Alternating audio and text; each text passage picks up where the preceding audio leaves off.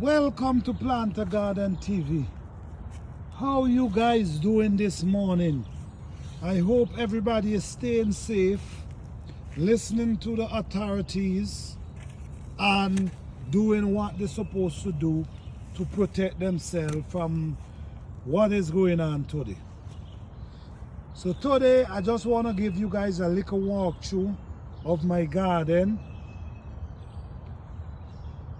I didn't do too much this year because of what's taking place, but I'm still trying to do a little, you know. Here I have some okra slip that's looking amazing at this time. Usually I plant them in their own hole, but I just didn't want to do that. So I just set them there, and that's how beautiful they're looking this morning.